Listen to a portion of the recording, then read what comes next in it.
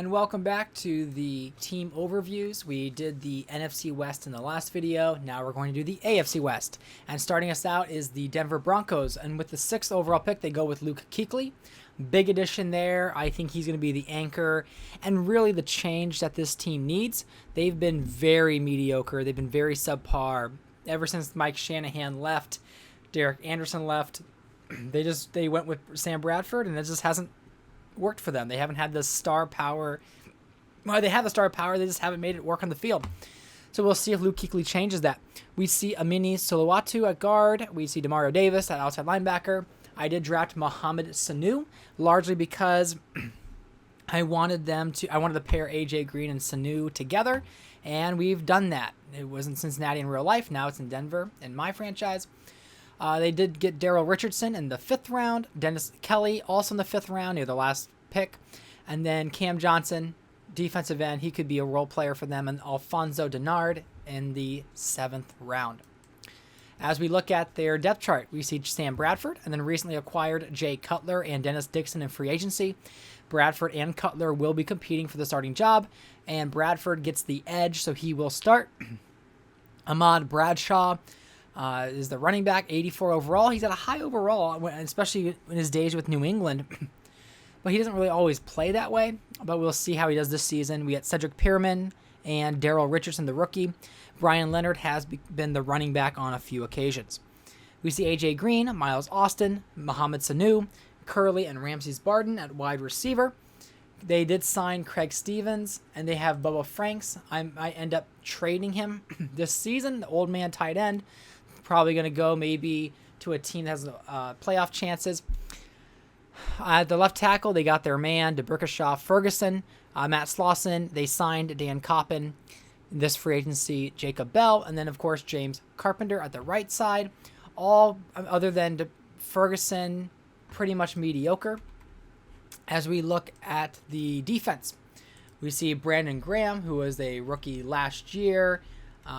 They have Justin Harrell, Jonathan Lewis in the middle. Aaron Maben was, I think, a 1st or 2nd round pick, but he, of course, doesn't pan out that well. More of a role player, kind of a swapping in when the starters are tired. We see Justin Smith brought in from the Cincinnati Bengals, a bad team to another bad team. But Justin Smith, the old man veteran, comes in to help out this pass rush.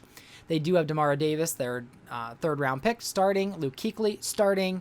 Farwell and Dizon. Dizon was picked up in free agency. Farwell was their main middle linebacker. Stephen Tuluch and even Malcolm Smith on this linebacking core. They have Marcus Trufant at cornerback, Richard Marshall, Nolan Carroll, Sharice Wright, all pretty mediocre, I guess you would say. And then safeties, just nothing really impressive. Raheem Moore, Griffin, Abdullah, Stewart. And then we see the special teams where Pierman and Sanu are likely the returners, maybe Curley, Greg Zuerlein, and Eddie Johnson also coming in for them. I think Zuerlein was a undrafted free agent that they picked up. But I don't expect much from this Denver Broncos team heading into this year. 5 wins, maybe, is my prediction for them. Then we have the San Diego Chargers picking 23rd. They bring in Andre Branch, Riley Reif at offensive tackle, Kendall Reyes, and Chris Raines at running back in those first 4 rounds. Then they have Miles Burris at middle linebacker, Johnny Troutman, and James Brown, 2 offensive lineman guards. When we look at this team, they have really all the weapons they need. We see Aaron Rodgers, 95 overall quarterback, one of the best in the league. It's him, Brady, Alex Smith, all right up there. Manning has started to decline a bit with his age. Trent Edwards is the backup. Running backs, they lose Larry Johnson. They let him go more accurately. They keep Beanie Wells. They sign Marion Barber from the Jaguars. They have Chris Rainey. They bring in Jacob Hester from the Bengals. Then you have Santonio Holmes. They signed Steve Smith from the Panthers. And I think that's a really, really good signing because they had Devin Hester before. And they still have Lee Evans, but Lee Evans keeps regressing. He's getting older. Steve Smith is also getting older, but he's still a dynamic receiver. He was a number 1 for the Panthers for a while. Devin Hester is just the speedster. That's why his overall is a little bit higher. Still still a speedy, good receiver for them. I mean, when you have 99 speed, 99 acceleration, you expect that. And then Dwayne Harris, Damian Williams is kind of filler. Antonio Gates still doing well. We see Brad Cottam. I believe Cottam came from the Chiefs, so division opponent. And then Ryan Taylor just filling in. The Chargers did have an older left tackle, and I let him go in free agency. I let him go, in the preseason cuts because I thought, you know what, this guy's like 34 years old. I think Kasim Mitchell. So I released him to save cap space and to give Riley Reif the left tackle start. They do have veteran Orlando Franklin if that doesn't work out. They have Sam Baker. They signed Chris Chester in free agency. They also had Paul Faneca, kind of a weaker right guard, and then TJ Lang out of and Otis Hudson on the right side. So we see the young left tackle starter for them. That may not be the best idea. I think Kasim Mitchell was 78 overall, maybe. So they do decide to go younger. As for defense, we see Andre Branch, their first-round pick. He's a starter for them. They do have Arthur Jones, who I thought would have been maybe rated a little bit more than that, but it is what it is. Marcus Thomas, Sion Fua, Kendall Reyes. Probably could use some defensive tackle help. Maybe I could look at a trade for them midseason if they're doing well. They did sign Red Bryant. I believe he came from Buffalo as well. I don't remember. I have to double check maybe where he came from. But if I don't remember, you look back at the free agency video before. We see Akeem Ayers with the left outside linebacker, Jonathan Vilma, their middle linebacking star with Miles Burris, DeAndre Levy, Clint Sessions at linebacker, Chris Houston, Antoine Cason, and Kyle Wilson are the starters, the main cornerbacks with Brandon Hughes and Devon Torrance. We see their safeties. They have Antoine Bethea, good solid safety for them, and then they have Chris Harris that they pair with him. As for special teams, you all probably assumed Devin Hester, and really they picked up Barber, who did some special teams for Jacksonville, Steve Smith, who did special teams for Panthers, and then they do have Adam Vinatieri, one of the best kickers, but aging. I think he's starting to hit his 40s now, and then Donnie Jones at punter. I expect the Chargers to make the playoffs again this year, and I expect them to do well. I mean, we'll see if they can actually get past the Patriots or some of these other tough teams in the AFC. As for the Kansas City Chiefs, this is a team that ended up trading away their first-round pick next year so they could move up in the draft and pick Brandon Weeden. So they start off with Trent Richardson with their first pick, Brandon Weeden with their second, just like the Cleveland Browns did in real life. And Weeden was the 22nd overall pick in real life.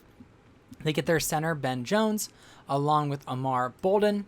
As for their next picks, they get James Hanna, tight end, Ron Brooks, a cornerback, Phillip Blake at center, and Keyshawn Martin at wide receiver. So in free agency, they did pick up Kevin O'Connell, who was the starter for the Tennessee Titans. He took them to the playoffs multiple times. He was a winner. He came in clutch several moments. I mean, there's games that I can't believe he's won. But he does compete against Brandon Weeden, who is a 57 overall quarterback. But because he's 28, there's no developing him. He is a day one starter in this draft, and that's just how it's going to have to be. As for running back, I can see Trent Richardson. They did sign Kevin Smith from the Vikings, and they have LaRod Stevens-Howling. Even though he's a 61 overall, Richardson's a first-round pick, and he will be the starter. I can see him progressing well, though, because I tend to do well with running backs, and because Brandon Weeden is the quarterback, I'm probably going to do a lot of running. So Richardson has a chance of being a star running back, or at least having good stats. They keep Vickers, who they drafted a long time ago in 2006. His receiving options, Weeden's receiving options are Roddy White, Marquise Colston, Austin Collie, his rookie Keyshawn Martin, Chris Carter. That's not the Chris Carter, but a Chris Carter. They trade away the tight end Dallas Clark to pick up tight end James Hanna. That was that fourth round pick that came through for them, that 26th overall pick. And so they have Kyle Rudolph, who they drafted first round last year. And then as for their O-line, Fairly solid. They got Jermon Bushrod at left tackle, solid pick. Justin Blaylock. They signed Jamal Jackson, who I know he was a Eagles center for a while. Eagles lost a lot of pieces too, but they were able to maintain some of their core pieces, which I'll share in the Eagles video. And then Chris Myers, 83 overall guard, and Phil Lodeholt. So really solid there on the O-line. As for defense, they're Jason Pierre-Paul, pass rusher, Tyson Jackson, pass rusher, solid left-right ends, Domata Pico, Roy Miller, Brian Price, and the DT.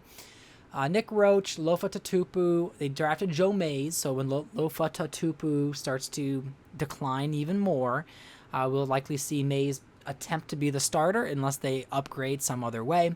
Dante Mock and Junior Collette kind of tied there for that right outside linebacker starting position. Now, as for their defensive backs, they have the two best cornerbacks in the league. I think Darrelle Revis is the only other 93 overall cornerback in the league. So they have two of the best shutdown cornerbacks in the league, Myron Lewis, Ron Brooks, and Scotty McGee. And then for safeties, I thought they were a little bit better than this, but they're stuck with some 70s here, low 70s, Daryl Stuckey and Bolden. That's where they got their rookie there in the, what was it? It was the fourth round, 8th pick. And of course, they have Tyrell Johnson. He was young. He's got some opportunity to develop. And Jerron Johnson. And then special teams, they do have Ryan Suckup and Dustin Colquitt, who is the best, I believe is the best punter in the league. And then Keyshawn Martin, their rookie, is likely to be their return man between him and LaRod Stevens-Howling. Richardson could, but I kind of want to keep him fresh for the game. My expectations for the Chiefs under Tony Sparano as their new coach, not Dick LeBeau, who's up there on the screen.